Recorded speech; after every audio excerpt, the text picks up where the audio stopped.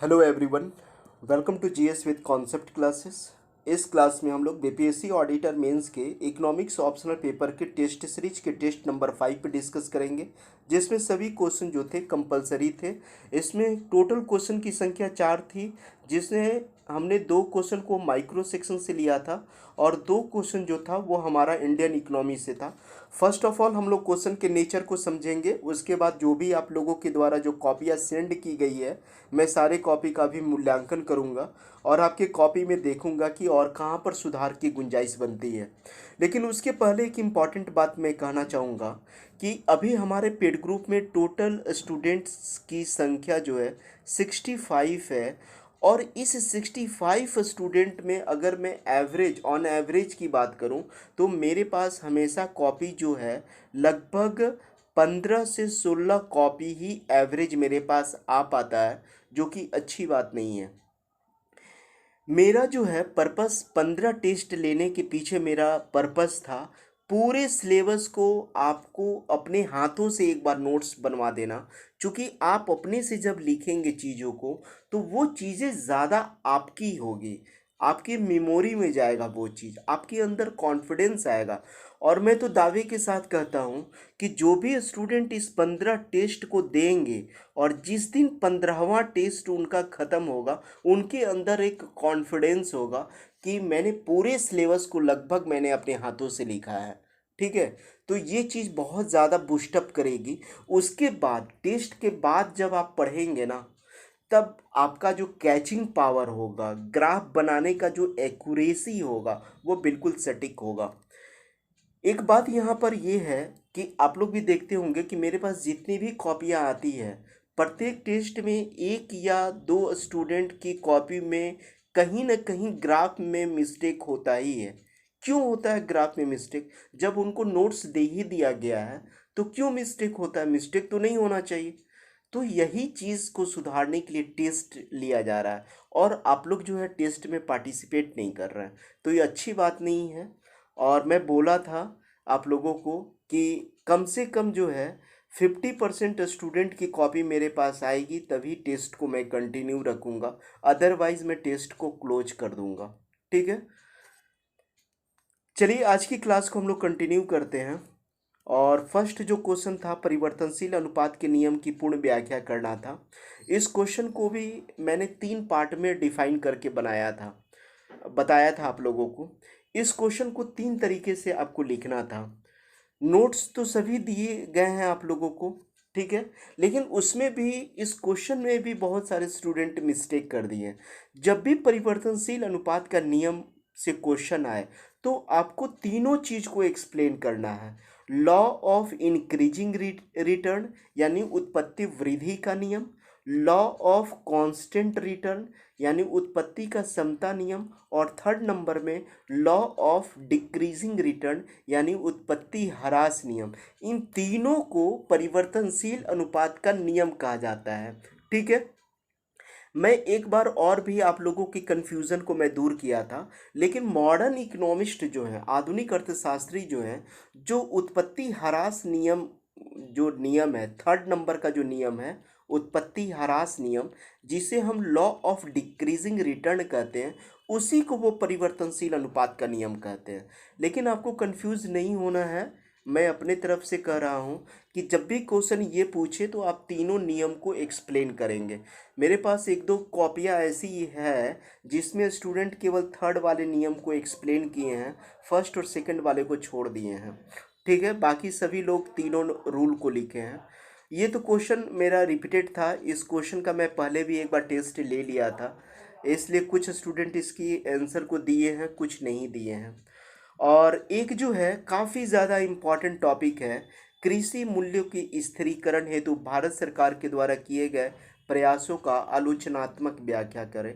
यानी अभी जो किसान आंदोलन चल रहा था, अब देखें कि महीनों दिन तक जो है दिल्ली जो गाज़ियाबाद का जो इलाका है, वहाँ पर महीनों दिन तक जो है हमारे कृषक भाई जो है आंदोलन कर रहे थे और वो गवर्नमेंट से एक ही चीज़ की डिमांड कर रहे थे कि हमारे एमएसपी की कानूनी गारंटी दी जाए, यानी मिनिमम सपोर्टिंग प्राइस की कानूनी गारंटी दी जाए। हमारे यहाँ तो एमएसपी पहले से भी लागू है, लेकिन कानूनी गारंटी नहीं है। तो इसकी डिमांड लंबे समय तक चल रही थी और ये काफ़ी बर्निंग इश्यू है। तो यहाँ से क्वेश्चन डेफिनेटली पूछना चाहिए, और मैं तो कहता हूँ कि ये जो है मेरा 100% गेस में रहेगा कि ये क्वेश्चन जो है आपका ज़रूर पूछा जाएगा। 100% गेस में है ये। और उसके बाद जो है वस्तु और सेवा कर, जीएसटी, ये भी काफ़ी ज़्यादा बर्निंग इशू है। और इसकी प्रमुख उपलब्धियों का वर्णन करते हुए इसके समक्ष मौजूद चुनौतियों की समीक्षा करें। क्योंकि जीएसटी इस बार फिर एक बार चर्चा में आया जब कोरोना पेंडेमिक का सिचुएशन आया, तो उसमें स्टेट गवर्नमेंट और सेंट्रल गवर्नमेंट के बीच जो है वित्तीय वित्तीय इनबैलेंस देखने को मिला, वित्तीय असंतुलन देखने को मिला। शायद स्टेट गवर्नमेंट जितना फंडिंग मांग रही थी सेंट्रल गवर्नमेंट से, ठीक है, वो सेंट्रल गवर्नमेंट जो है उस फंडिंग को नहीं दे पा रही थी।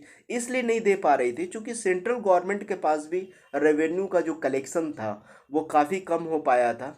तो थोड़ा सा जो है यहाँ पे डिस्प्यूट का कंडीशन देखने को मिला जीएसटी की वजह से।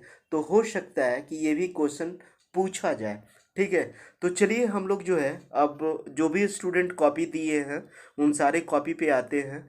और ये जो है स्टूडेंट गौतम हैं और ये काफ़ी लेबोरियस स्टूडेंट है। इनका एक भी टेस्ट अभी तक स्लीप नहीं हुआ है। ठीक है,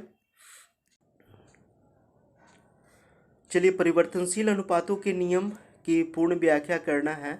इधर तो आपका सब कुछ सही है।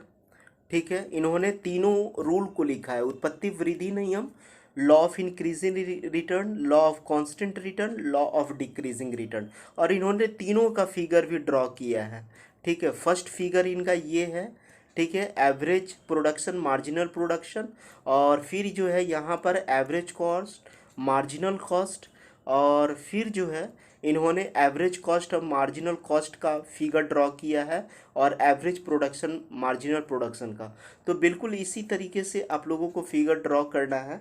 ठीक है, और उसके बाद जो है आप यहाँ पे क्या लिख दीजिएगा, यहाँ पे आपका एक्स एक्सिस में ACMC लिख दीजिएगा। ओके, और ठीक है, बाकी सब सही है। एक चीज़ यहाँ पे मिस्टेक हो रही है, हाँ, यहाँ पर आपको जो है एवरेज कॉस्ट, मार्जिनल कॉस्ट लिख देना है वाई एक्सिस पर, बाकी सही है।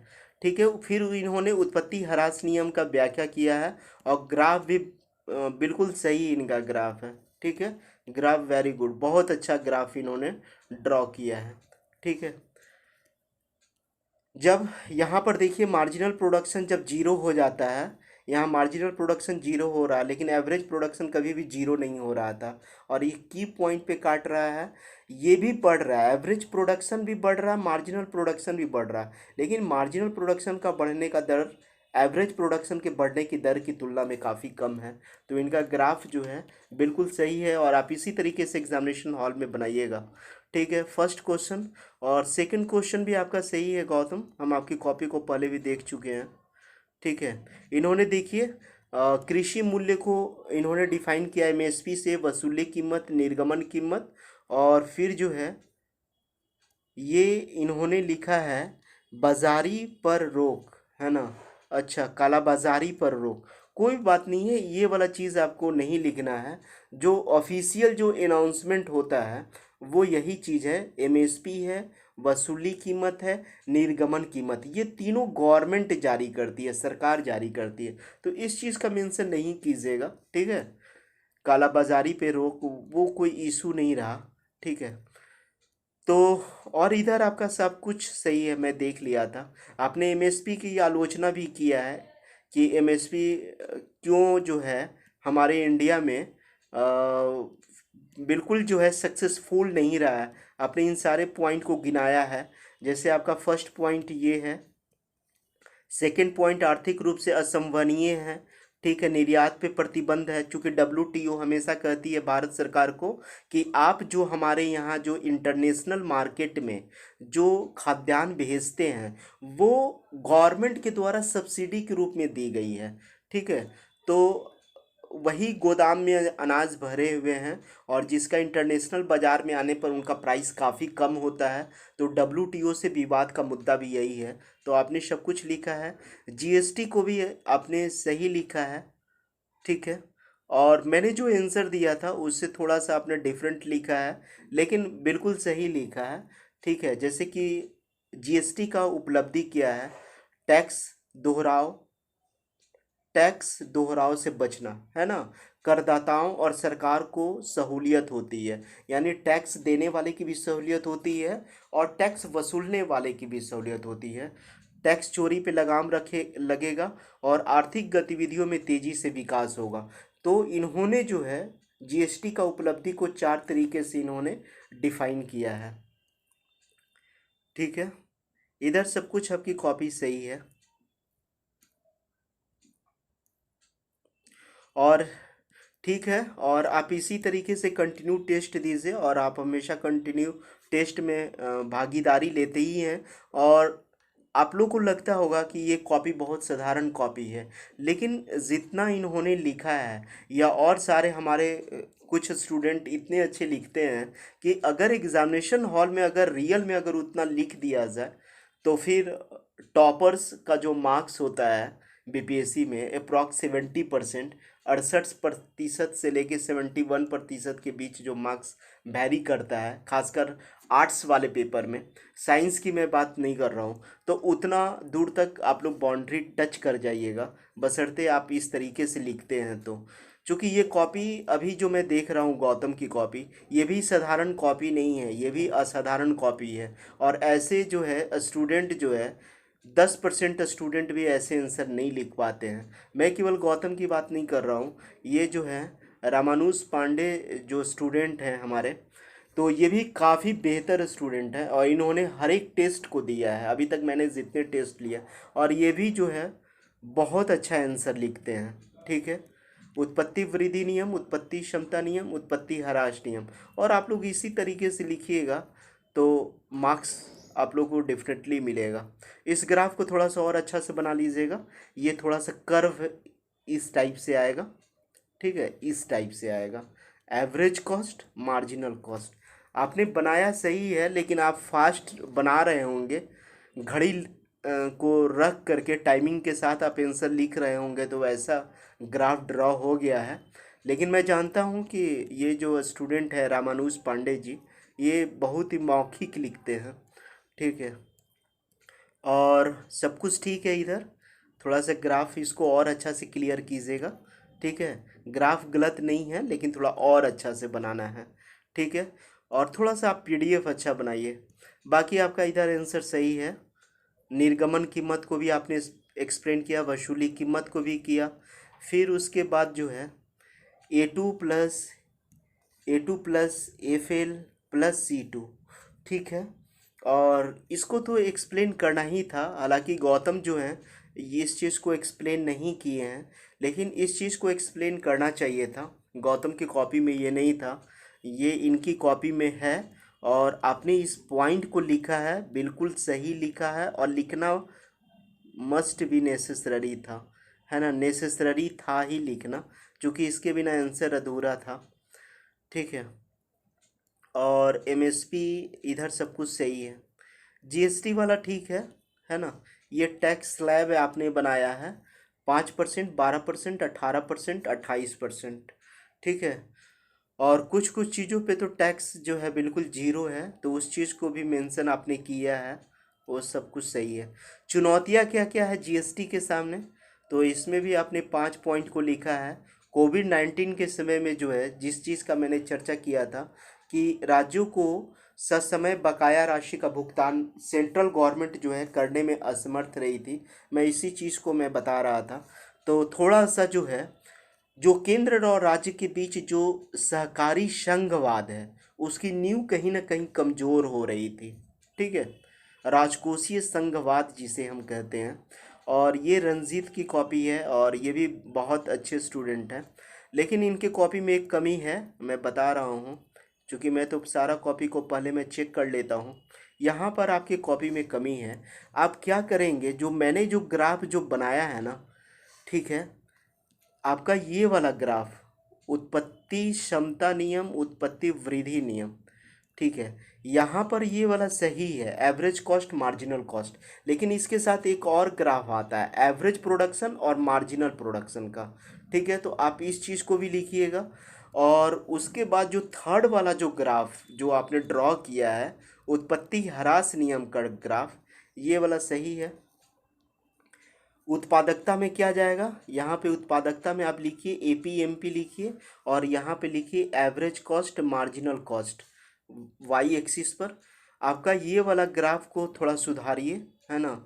मुझे नहीं लगता है कि ये ग्राफ इसमें जो है आपको बनाना चाहिए था, ये वाला ग्राफ उतना सटीक नहीं है। मैं जो ग्राफ आप लोगों को दिया हूँ उत्पत्ति ह्रास नियम में, मैं लिख देता हूँ उत्पत्ति ह्रास नियम, जिसे हम क्या कहते हैं लॉ ऑफ डिक्रीजिंग रिटर्न।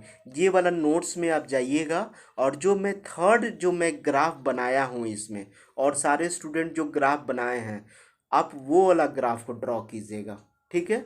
मेरे नोट्स नंबर थर्ड में देखिएगा, लॉ ऑफ डिक्रीजिंग रिटर्न में आपको ग्राफ वो ड्रॉ करना है। ये वाला उतना सटीक ग्राफ नहीं है कि एक बार आप टोटल प्रोडक्शन को दिखा रहे हैं, एक मार्जिनल प्रोडक्शन को दिखा रहे हैं, फिर आप एवरेज प्रोडक्शन को क्यों नहीं दिखा रहे हैं, फिर आप टोटल प्रोडक्शन कब मैक्सिमम होता है, कब निगेटिव होने लगता है, एवरेज प्रोडक्शन और टोटल प्रोडक्शन और मार्जिनल प्रोडक्शन के बीच क्या संबंध है, इस चीज़ को तो आप एक्सप्लेन ही नहीं किए हैं। आपको क्या दिखाना है, एवरेज प्रोडक्शन, मार्जिनल प्रोडक्शन और टोटल प्रोडक्शन के बीच का क्या संबंध है, क्या रिलेशनशिप है।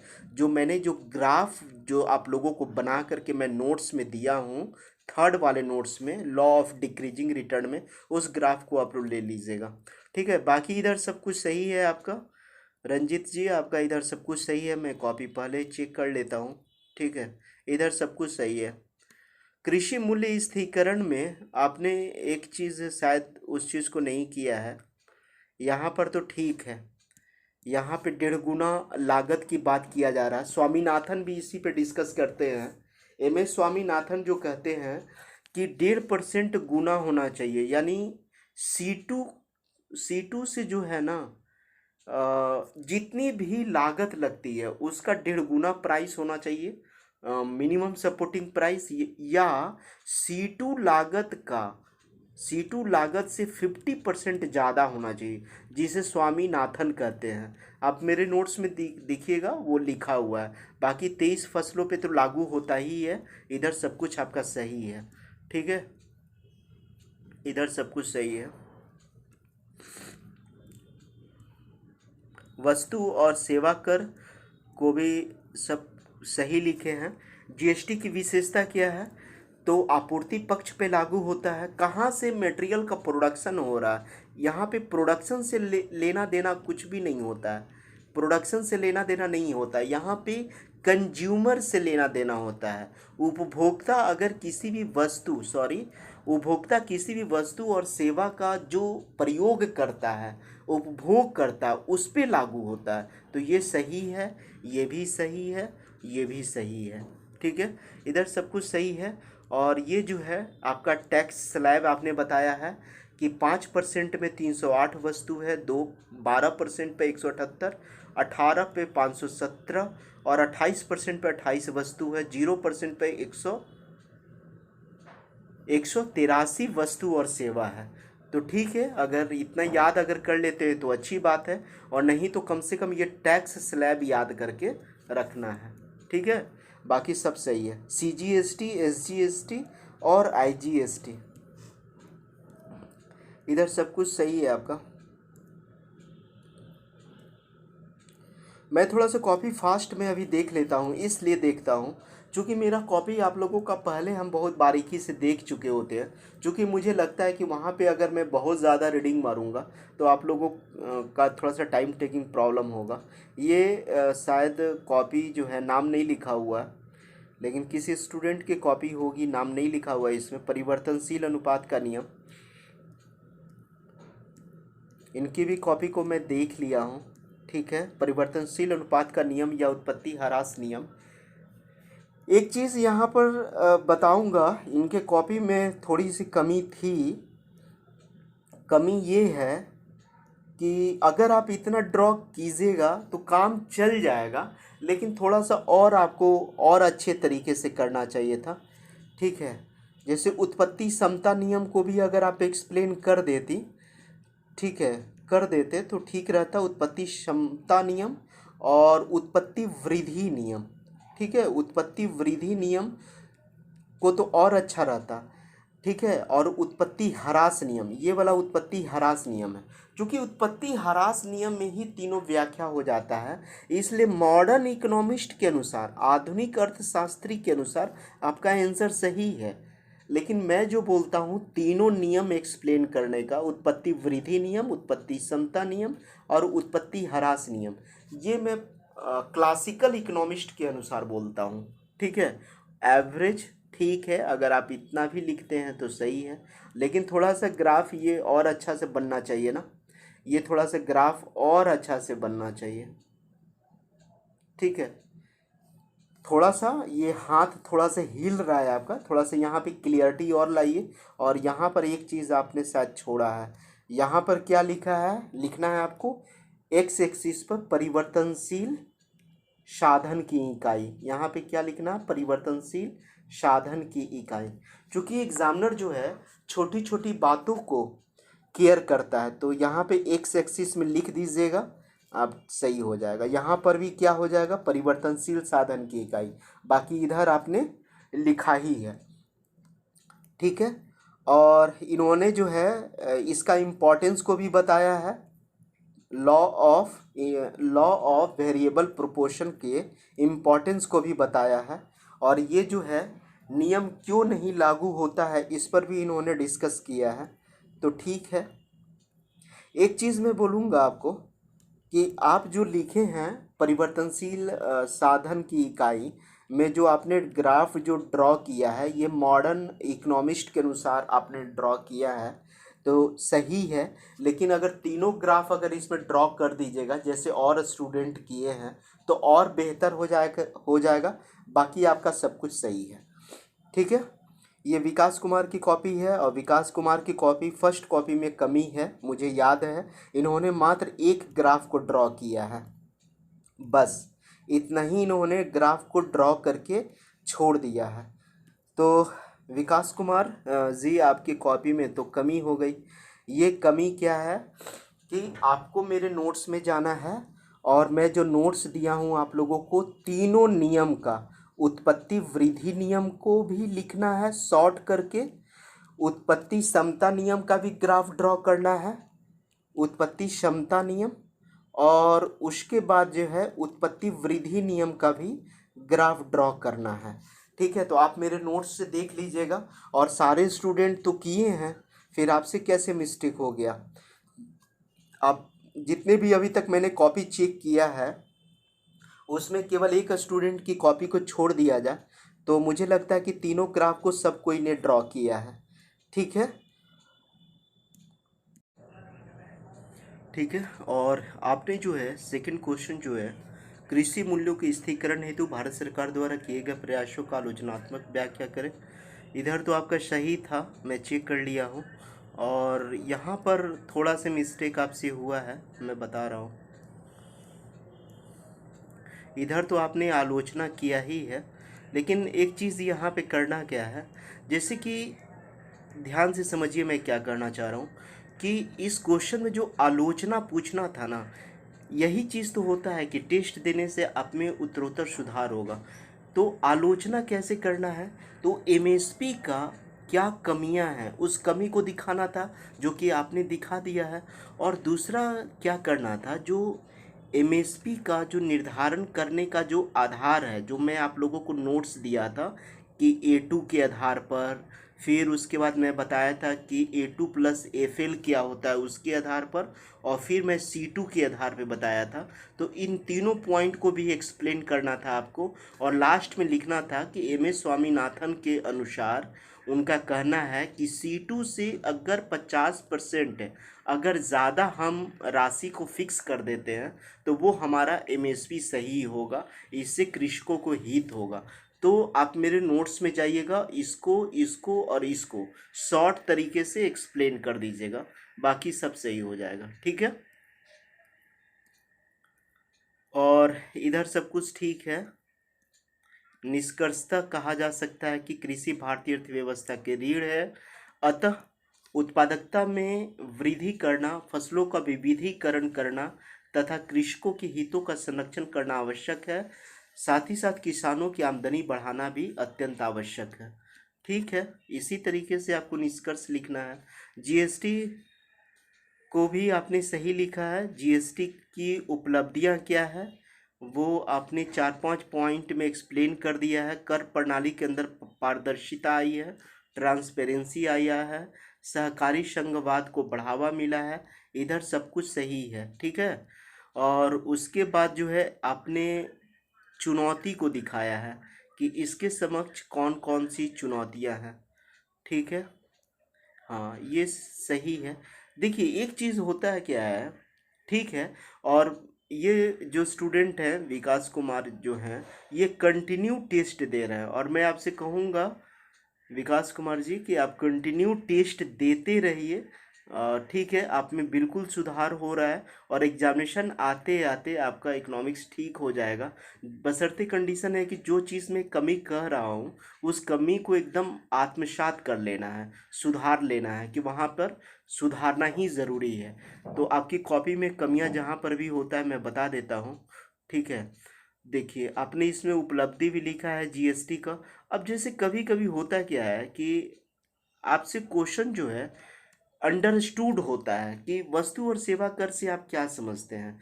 तो वस्तु और सेवा कर का क्या महत्व है, इस चीज़ को भी अगर आप लिख देते तो कोई बुराई नहीं था ना। उसके बाद क्या था, जीएसटी का जो प्रकार होता है, सीजीएसटी होता है, सेंट्रल गवर्नमेंट जो वसूलती है, फिर उसके बाद एसजीएसटी होता है, फिर क्या हो जाता है, आईजीएसटी होता है ना। तो ये सब सारी चीज़ों को एक्सप्लेन कर देते तो और अच्छा था। सीजीएसटी को, एसजीएसटी को, आईजीएसटी को, इसके इम्पोर्टेंस को बता देते तो और आंसर अच्छा हो जाता। आप क्या करेंगे, जो मैं नोट्स दिया हूँ उसको और कर लेना है। देखिए होता क्या है कि कभी कभी क्वेश्चन बहुत खुल करके आपसे नहीं पूछा जाता है, लेकिन वो क्वेश्चन के अंदर में छिपा हुआ रहता है कि आप उस चीज़ को एक्सप्लेन कीजिए।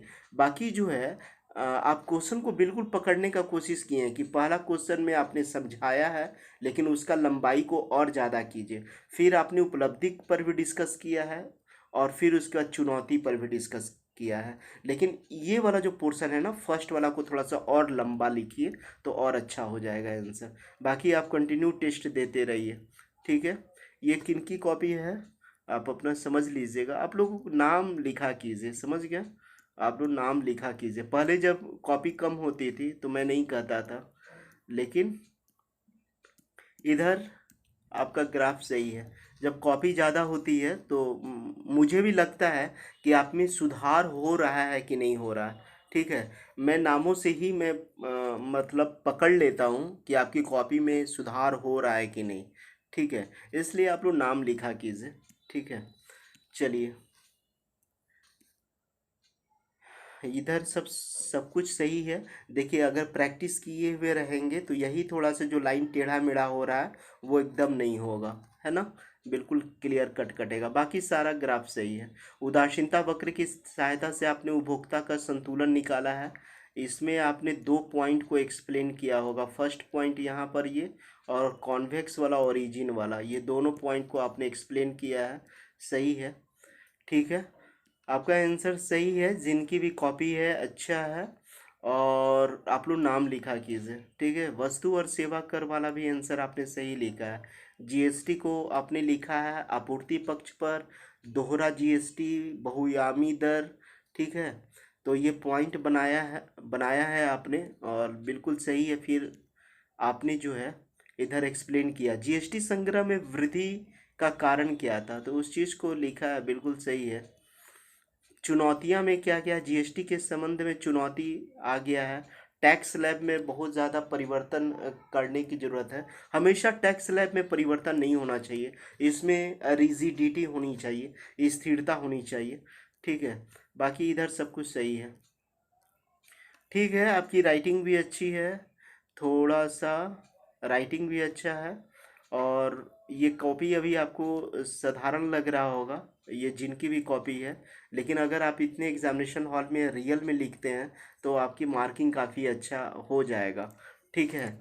और मैं देख रहा हूँ कि जो भी 17-18 स्टूडेंट जो भी टेस्ट देते हैं, 16-17 स्टूडेंट, ठीक है, उनमें इतना ज़्यादा सुधार हो रहा है, ठीक है, कि उनका उनका रिजल्ट ही बताएगा कि इकोनॉमिक्स ऑप्शनल पेपर में क्या परफॉर्मेंस रहा। ये सीमा कुमारी की कॉपी है, और इनके कॉपी में मैंने एक कमी को देखा है। ये ग्राफ नहीं चलेगा यहाँ पर। मैं जो नोट्स दिया हूँ, सारे स्टूडेंट उस नोट्स को फॉलो किए हैं, टोटल स्टूडेंट्स उस नोट्स को फॉलो किए हैं। आप देखे भी होंगे, फर्स्ट कॉपी को देखिए, और सेकंड वाले स्टूडेंट का ग्राफ तो अलग था, लेकिन उनका ग्राफ उतना सही नहीं था। और बाकी सारे स्टूडेंट मेरे नोट्स को कवर किए हैं, और आपने जो है मेरे नोट्स को कवर नहीं किया है, जो कि उतना ये सब ग्राफ नहीं चलता है उतना ये सब। देखिए, इसलिए ये ग्राफ उतना सटीक नहीं है, मैं बता रहा हूँ। ऐसा नहीं कि मैं नहीं बताया हूँ, मेरी ग्राफ को आपने ड्रॉ नहीं किया है तो मैं बोल रहा हूँ। देखिए, जो मैं ग्राफ ड्रॉ किया हूँ उसमें किसके किसके बीच संबंध है, एवरेज प्रोडक्शन के बीच, मार्जिनल प्रोडक्शन के बीच और टोटल प्रोडक्शन के बीच रिलेशनशिप है। ठीक है।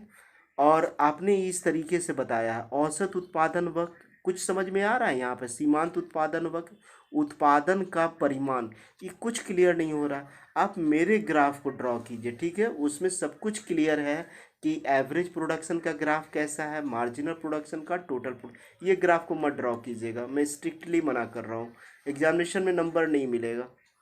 ठीक है। ये लगता है पीडीएफ आपका ऊपर नीचे बन गया है, सीमा कुमारी। और कृषि मूल्य के स्थिरीकरण को आपने समझाया है। एक चीज़ ये भी मैं बता रहा हूँ कि जो मैं नोट्स देता हूँ उसको ऐसा नहीं कि बहुत ज़्यादा छेड़छाड़ करना है। जब मैं कृषि मूल्यों का स्थिरीकरण का नोट्स में दिया हूँ तो सबसे पहले मैं बताया हूँ कि कृषि मूल्य क्या होता है, एग्रीकल्चर प्राइस क्या होता है। उसके बाद मैं बताया हूँ कि एग्रीकल्चर प्राइस पॉलिसी क्या होता है। ठीक है। उसके बाद मैं डिस्कस किया हूँ आप लोगों से A2 के बारे में, A2 प्लस FL के बारे में, और प्लस C2 के बारे में। तो ये अशोक मेहता के अकॉर्डिंग स्टार्ट करना, बहुत ज़्यादा चेंज करने की कोशिश नहीं करना है, दूसरे से डिफरेंट करने के चक्कर में ऐसा ना हो कि बहुत ज़्यादा जो है गड़बड़ हो जाए। बाकी ठीक है सीमा, बाकी सब कुछ ठीक है, इधर आपका सब कुछ सही है। लेकिन आपने जो है ये कहाँ बताया है, कृषि मूल्य आयोग का गठन, उचित मूल्य की दुकानें, सरकारी खरीद, आपने आलोचना कहाँ किया है, उनमें कुछ कदम। अच्छा, ये क्या है, देश में कृषि मूल्यों की स्थिरीकरण के महत्व को स्वीकार करते हुए सरकार ने समय समय पर इसके लिए अनेक महत्वपूर्ण कदम उठाए हैं। उनमें कुछ महत्वपूर्ण कदम इस प्रकार हैं: कृषि उत्पादन में वृद्धि करना, खाद्यान्नों का आयात करना, सरकारी खरीद, उचित मूल्य की दुकानें, भारतीय खाद्य निगम की स्थापना, कृषि मूल्य आयोग का गठन, न्यूनतम समर्थन मूल्यों की घोषणा। ठीक है। साख नियंत्रण, आलोचनात्मक पक्ष, ठीक है ना। क्वेश्चन के अकॉर्डिंग थोड़ा सा और सटीक आंसर लिखिए। क्वेश्चन क्या था, क्वेश्चन क्या था कि कृषि मूल्यों के स्थिरीकरण हेतु भारत सरकार द्वारा किए गए प्रयासों का आलोचनात्मक मूल्यांकन। जो सरकार जो प्रयास की है उस चीज़ को तो आपने लिखा ही है, लेकिन आलोचना भी तो करना चाहिए था ना, कि सरकार की जो पॉलिसी है वो क्या सक्सेसफुल हो गई, क्या एमएसपी जो लागू है, क्या सारे स्टेट में एमएसपी का मूल्य किसानों को मिल पाता है, क्या सीमांत किसानों को एमएसपी का मूल्य मिल पाता है, नहीं मिल पाता है ना। ठीक है। तो इसमें क्या करना है आपको, फर्स्ट में कृषि मूल्य को समझा देना है, कृषि मूल्य नीति को बता देना है।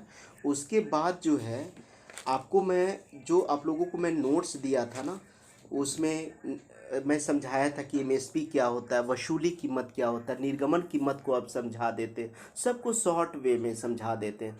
ठीक है। उसके बाद जो है एमएसपी का निर्धारण कैसे किया जाता है, A2 के आधार पे किया जाता है। फिर उसके बाद जो है A2 प्लस एफ के आधार पे किया जाता है, फिर C2। इस चीज़ को भी एक एक लाइन, दो दो लाइन लिखना चाहिए था। उसके बाद क्या करना चाहिए था, एमएसपी क्यों फेल कर रहा है।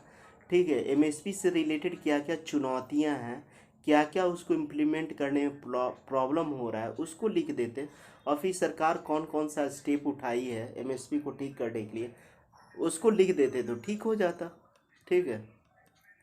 देखिए, आर्ट्स के पेपर में हर एक लोगों का आंसर लिखने का तरीका अलग अलग होता है, लेकिन एकदम तरीका बिल्कुल डिफरेंट हो जाए तो वो सही नहीं है।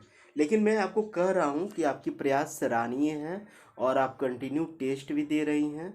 और फर्स्ट वाला क्वेश्चन को केवल आप सुधार लीजिएगा, परिवर्तनशील अनुपात का नियम, उसको तो पूरा ग्राफ को आपको सुधारना है, परिवर्तनशील अनुपात का नियम को। और ये वाला जो कृषि मूल्य वाला है, इसको भी थोड़ा सा और सुधार लीजिए, बाकी सब सही हो जाएगा। ठीक है। वस्तु और सेवा कर वाला तो जीएसटी संग्रह में वृद्धि का कारण, इधर तो आपका सब कुछ सही था। उसी फॉर्मेट में चुनौतियाँ, एक चीज़ मैं आपकी कॉपी में कॉम्प्लीमेंट देना चाहूँगा, सीमा, कि आप जो है ना इसी तरीके से मेहनत करते रहना है, हतोत्साहित नहीं होना है। आप लिखेंगे, अपने हाथों से लिखिएगा तो आपके अंदर धीरे धीरे वो जो शब्द है, वर्ड है, आपके दिमाग में बैठना शुरू हो जाएगा और धीरे धीरे चीज़ें आपको आसान लगने लगेगी। ठीक है। और अगर आप सोचिएगा कि बहुत जल्दी सुधार हो जाए तो नहीं होगा, लेकिन आपको सीमा हमेशा टेस्ट देना है। ये निपिंदर की कॉपी है, टेस्ट नंबर 5। इनके भी कॉपी में बहुत ज़्यादा सुधार हुआ पहले की तुलना में। देखिए, निपिंदर जी से मैं यही कहूँगा कि आप और सारे स्टूडेंट की कॉपी को देखिए कि इस क्वेश्चन को उन्होंने कैसे लिखा है। खासकर आप फर्स्ट कॉपी को देखिए, जिसे मैं इवेलुएट किया हूँ, फर्स्ट कॉपी को देखिए कि गौतम कुमार ने उसके आंसर को कैसे लिखा है। ठीक है, तो आपको पता चलेगा। और बाकी ठीक है, आप भी कंटिन्यू टेस्ट दे रहे हैं। ये वाला ग्राफ आपका सही है, थोड़ा सा ओवर राइटिंग है लेकिन सही है। लेकिन आप में भी बहुत ज़्यादा सुधार हो रहा है, पहले आपका इतना सुंदर ग्राफ नहीं बनता था। ठीक है। और क्या करना है निपिंदर, आपको इस क्वेश्चन का आंसर सुधार लेना है। ये वाला थर्ड वाला रहेगा, जो मैं आपको नोट्स दिया हूँ ना, उत्पत्ति वृद्धि का नियम और उत्पत्ति समता नियम और उत्पत्ति ह्रास नियम, ये तीनों के बारे में छोटा छोटा करके लिख देना है, जैसे और सारे स्टूडेंट लिखे हैं। बाकी मेहनत करते रहिए, सब कुछ ठीक हो जाएगा।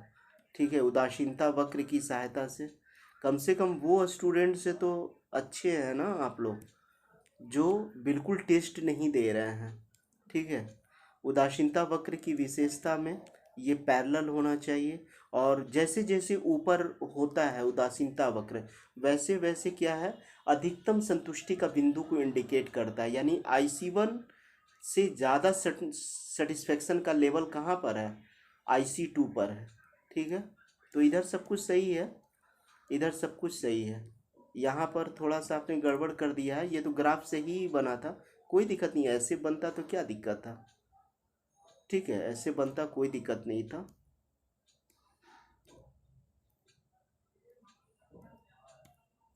ठीक है, इसी तरह प्रैक्टिस कीजिए। ठीक है, इतना भी लोग जितना आप लिखे हैं ना, इतने भी लोग एग्जामिनेशन हॉल में नहीं लिख पाते हैं। ठीक है। और इन्होंने जो है क्या लिखा है इसमें, कृषि मूल्य की स्थिरीकरण हेतु भारत सरकार द्वारा प्रभाव प्रभाव पड़ सकता है, कृषि मूल्य की स्थिरीकरण हेतु। चलिए, अपने अपने लिखने का तरीका है, बिल्कुल सही है। चलिए, इस तरीके से भी आंसर ले जाया जा सकता है, कोई दिक्कत नहीं है।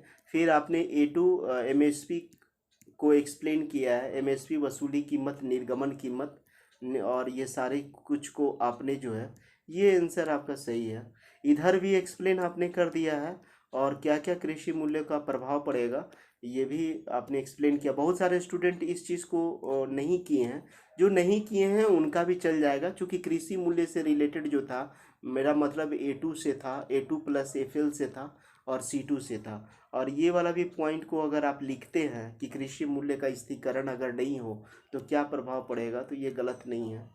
ठीक है, चलिए इधर सब कुछ सही है। और ये वाला थोड़ा सा ग्राफ को और अच्छा से बनाइए। ठीक है, देखिए ग्राफ बनाने आता है तो बनाइए, नहीं तो ऐसे ग्राफ बनाइएगा तो एग्जामिनर जो है घुसा करके नंबर और काट देगा। मैं बता रहा हूँ कि कैसे ग्राफ ड्रॉ करना चाहिए, शायद अभी मुझसे जो है इस तरीके से ग्राफ ड्रॉ कीजिए। ठीक है, मैं हाफ ही ग्राफ ड्रॉ किया। ठीक है, इस तरीके से मैं आपको 1 मिनट के अंदर में ग्राफ इंडिया का मैप में ड्रॉ करके मैं दिखा देता हूँ।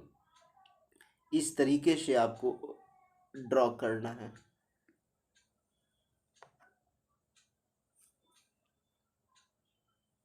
ठीक है, इस तरीके से ड्रॉ करना, मैं हाफ ड्रॉ किया हूँ।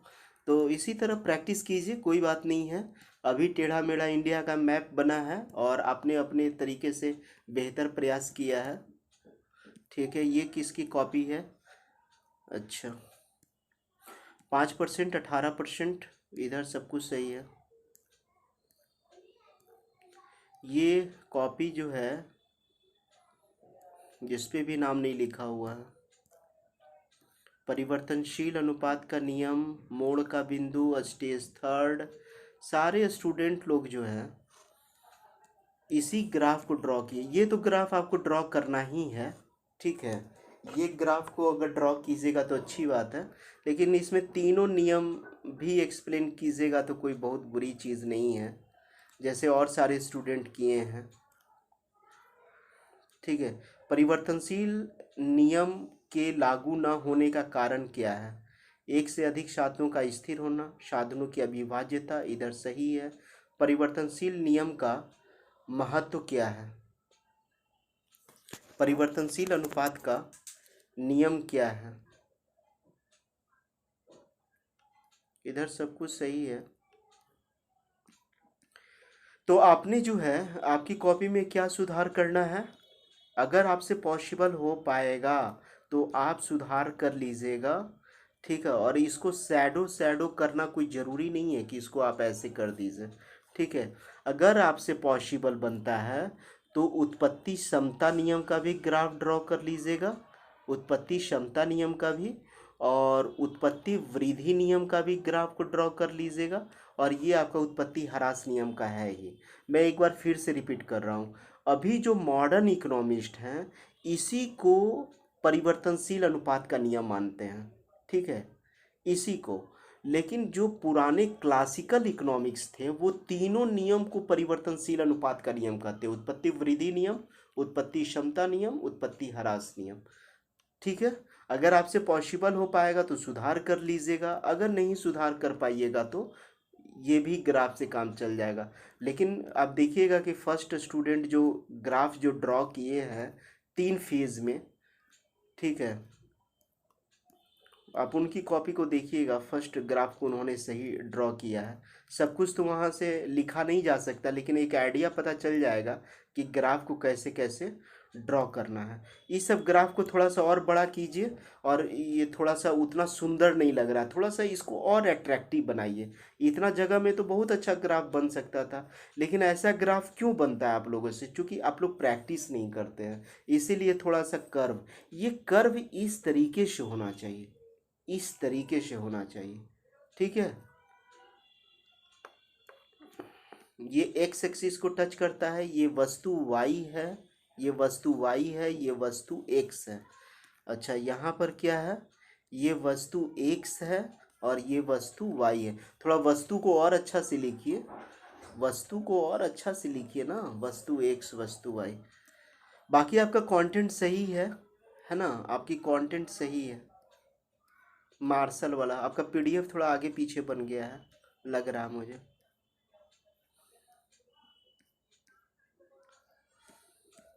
ये वाला अपने आंसर किसका लिखा है? मार्शल ने उपभोक्ता संतुलन की व्याख्या सम सीमांत नियम के आधार पे किया। ठीक है, चलिए इसी तरीके से आपको निकालना है। उपभोक्ता जो है संतुलन की स्थिति में कैसे आएगा। अच्छा, एक चीज़ मैं बोलूँगा कि जो भी स्टूडेंट की को लगता है कि और क्या सुधार किया जा सकता है, तो आप केवल अपनी ही कॉपी को मत देखिए। मैं जो दूसरे की कॉपी को मैं चेक कर रहा हूँ, वहाँ से भी आपको बहुत कुछ सुन करके ही आइडिया लगेगा कि हाँ ऐसा किया जा सकता है। चूँकि लिख पाना तो पॉसिबल नहीं है, चूँकि उतना तो टाइम मिलता नहीं है, तो कम से कम सुन लिया कीजिए, ठीक है। अच्छा, ये आपने जो है अपने मन से, अच्छा मैं नोट्स में शायद लिखा था इस प्राइस को, ठीक है। रवि फसल, रवि इसी तरह लिखाता है, रबी फसल ऐसे लिखाएगा ना, रवि फसल, रवि ऐसे नहीं लिखाता है, ये रवि गलत है। बाकी सब सही है, ठीक है, ठीक है, कोई दिक्कत नहीं है, उत्तरोत्तर सुधार होता जाएगा। मैं सारे पॉइंट को पहले पढ़ लेता हूँ, आप लोग ये मत सोचिएगा कि सर जो है देखते नहीं हैं। और इधर सब कुछ सही है। जीएसटी परिषद का इसमें मेंशन नहीं कीजिए तो चलेगा, ठीक है। जीएसटी परिषद का क्यों चर्चा करेंगे, अगर कर भी दीजिएगा, चूंकि जीएसटी से क्या समझते हैं, अगर वैसा क्वेश्चन लिखा है और आपके हर्षई दीर्घई में बहुत गलत हो रहा है, परिषद ऐसे नहीं लिखाता है, परिषद ऐसे लिखाता है, परिषद इस तरीके से लिखाता है, ठीक है।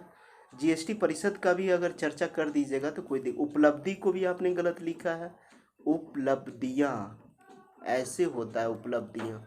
थोड़ा ये सब चीज़ पे ध्यान दीजिए, नंबर कटने का चांस बन जाएगा। हर सही दीर्घई ये सब गलत नहीं करना है, ठीक है।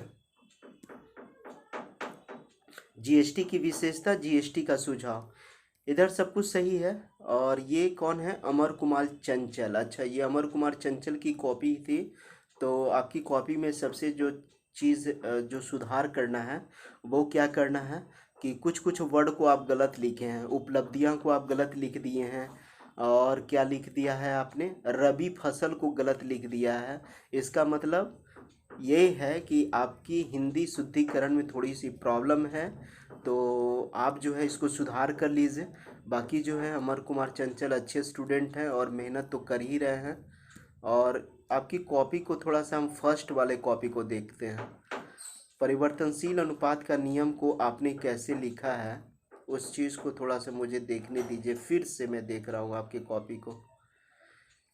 प्रॉब्लम ये होती है कि सबकी कॉपी में नाम नहीं लिखा होता है, इसलिए मैं पहचान नहीं पाता हूँ कि किसकी कॉपी क्या है। आप लोग हर एक आंसर के ऊपर नाम लिखा कीजिए। तो मुझे लगता है कि मुझे चंचल की कॉपी नहीं मिली, जो फर्स्ट वाला जो इन्होंने आंसर लिखा है। हो सकता है कि बाद में कॉपी इनकी ऐड और हुई हो, पीडीएफ बनाने में आगे पीछे हो गया होगा।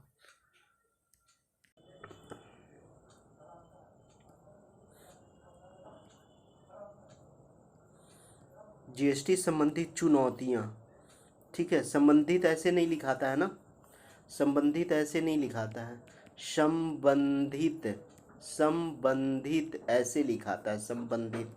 ये सब चीज़ को सुधारिए, ठीक है। ये सब चीज़ को ध्यान दिया जाता है, ठीक है।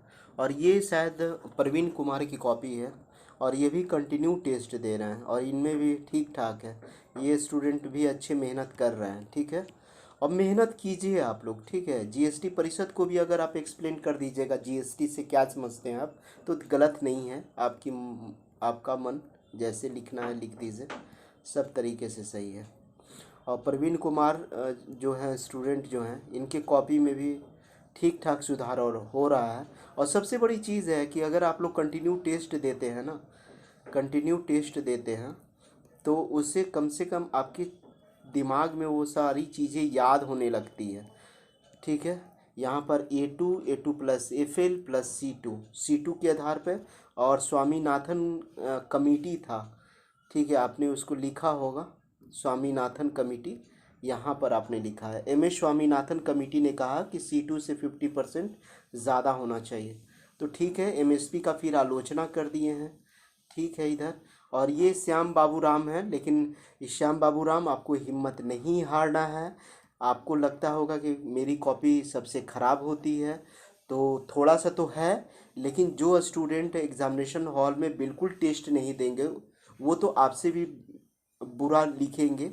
तो हिम्मत नहीं हारना है, क्योंकि सीटों की संख्या काफ़ी ज़्यादा है। तो ऐसा नहीं कि आपका रिजल्ट नहीं होगा, बशर्ते मैं जो जो कह रहा हूँ उसमें सुधार करना है, ठीक है। इधर आपका ग्राफ सही है, ये दोनों ग्राफ सही है, ठीक है। और इसमें ये वाला को भी आप ड्रॉ किए हैं। और ये वाला चीज़ आपने क्यों सही लिखा, क्योंकि एक बार मैं टेस्ट लिया था तो मैं आप लोग को दिया था, इसलिए आप लोग इसको सही लिखे हैं। उसके बाद जो है आप यहाँ पे थोड़ा सा डंडी मार दिए श्याम बाबूराम। ये जो है मैं जो थर्ड ग्राफ में जो ड्रॉ किया था उत्पत्ति ह्रास नियम, उस ग्राफ को भी ड्रॉ करना है। सारे स्टूडेंट किए हैं तो फिर आप क्यों नहीं कर रहे हैं। सारे स्टूडेंट तीनों ग्राफ को ड्रॉ किए हैं ना। उत्पत्ति वृद्धि नियम, ठीक है, उत्पत्ति क्षमता नियम, उत्पत्ति ह्रास नियम, ये तीनों चीज को आपको लिखना है, ठीक है। तो आपके क्वेश्चन में यही फीडबैक मैं दे रहा हूँ। इस तीनों जो मेरा पीडीएफ है, उत्पत्ति क्षमता नियम, उत्पत्ति ह्रास नियम, उत्पत्ति वृद्धि नियम, वो तीनों पीडीएफ को शॉर्ट फॉर्म में ग्राफ बना करके लिखिएगा। और आपको बिल्कुल हिम्मत नहीं हारना है और लगातार टेस्ट देना है। आपकी कॉपी पर मुझे हमेशा नज़र रहती है। मैं हमेशा कमज़ोर स्टूडेंट को भी मैं हमेशा प्रोत्साहन देने का मैं काम करता हूँ। क्योंकि अगर आपसे मान लिया जाए कि अगर आप माइक्रो मैक्रो में थोड़ा ग्राफ कम भी अगर सही बना पाते हैं तो आप इंडियन इकोनॉमी का आंसर लिख दीजिए, भारतीय अर्थव्यवस्था का। समझ गया ना श्याम बाबू राम। आप इंडियन इकोनॉमी का आंसर लिख दीजिए, आपको नंबर मिल जाएगा पास होने भर, ठीक है।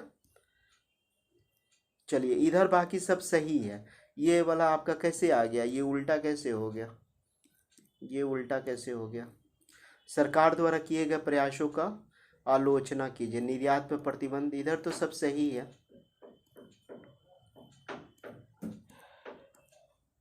जीएसटी वाला को जो मैं आंसर दिया था उसको आपने जो है जीएसटी वाले को ही पूरा आपने लिखा है, लेकिन उसको भी क्या किया है आपने डंडी मार दिया। जैसे जीएसटी संग्रह में वृद्धि का कारण, उस बस इतना ही थोड़े ना लिखना था। इसमें जीएसटी में क्या करना था आपको समझाना था। मेरा नोट्स खोलिएगा और उस नोट्स को शॉर्ट फॉर्म में लिख देना है, शॉर्ट फॉर्म में उसको लिख देना है, ठीक है। जीएसटी संग्रह में वृद्धि का कारण। और आप किसी भी क्वेश्चन को आप अधूरा क्यों लिख देते हैं, ठीक है। श्याम बाबूराम, आप जो है सबसे अच्छा आपके लिए बेस्ट उपाय क्या है कि मैं जो भी आपको आंसर पीडीएफ में दिया हूँ नोट्स, कुछ भी समझ में नहीं आया ना तो आप उसके पूरे समरी को 6 पेज में लिख करके एग्जामिनेशन हॉल से आ जाइएगा। आप क्वालिफाइंग कर जाएंगे, आप पास कर जाइएगा। क्या बोले फिर से सुनिए। मैं कोई भी क्वेश्चन देता हूँ और अगर आपको उसका नोट्स अगर मिला हुआ है ग्रुप में, ठीक है, मैं लगभग सबका दे दिया हूँ, तो कोशिश कीजिए कि उस सारे क्वेश्चन को 6 पेज में लिख दीजिए, ठीक है। 6 पेज में लिख दीजिए, 6 पेज से ज़्यादा नहीं होना चाहिए, आप क्वालिफाइंग कर जाएंगे, ठीक है। और अपने मन से आप काट छाट मत कीजिए, नहीं तो आप और उलझ जाते हैं। ये प्रवीण कुमार की कॉपी है, पहले भी आपकी कॉपी को हम देख चुके हैं दूसरे वाले क्वेश्चन में, और ये आपका लगता है फर्स्ट क्वेश्चन का आंसर है। और ये प्रवीण कुमार जी जो हैं ये भी स्टूडेंट जो है कंटिन्यू मेहनत कर रहा है। और मैं एक चीज़ कहूँगा, जो भी स्टूडेंट इस टाइप से मेहनत कर रहे हैं उनका रिज़ल्ट श्योर होगा। मैं केवल खुश होने के लिए नहीं बोल रहा हूँ, क्योंकि आप ये नहीं समझ सकते हैं कि मैं केवल पढ़ लूँगा और एग्जामिनेशन हॉल में लिख करके आ जाऊँगा, तो वैसा स्थिति नहीं होता। आपकी कॉपी में कुछ कमी है, क्या कमी है थोड़ा सा समझ लीजिए। और उतने सारे कॉपी को आपने देखा और आप समझ ही गए होंगे कि आपकी कॉपी में क्या कमी है। मैं अपने तरीके से बता रहा हूँ प्रवीण जी कि आप जो है ये वाला जो क्वेश्चन का आंसर लिखे हैं उसमें तीनों चीज़ को आप लिख दीजिएगा। उत्पत्ति वृद्धि वाला जो हम नोट्स आपको दिए हैं उसको लिख दीजिएगा, और उसके बाद जो है उत्पत्ति क्षमता नियम का नोट्स दे दीजिए, लिख दीजिएगा शॉर्ट फॉर्म में, और उत्पत्ति ह्रास नियम का लिख दीजिएगा, ठीक है, शॉर्ट फॉर्म में। उसके बाद महत्व वगैरह लिखने का मन होगा तो लिख दीजिएगा, आपका आंसर कंप्लीट हो जाएगा। बाकी आप जैसे आप टेस्ट दे रहे हैं आप वैसे टेस्ट देते रहिए। जो टेस्ट नहीं दे रहे हैं वो लोगों से आप लोगों की स्थिति बहुत बहुत बेहतर हो जाएगा। ठीक है, एक बार तो आप अपने तरफ से लिखने का कोशिश कर ही रहे हैं आप लोग। चलिए ठीक है, फिर हम लोग जो है अगले टेस्ट में मिलते हैं। ठीक है, थैंक यू वेरी मच।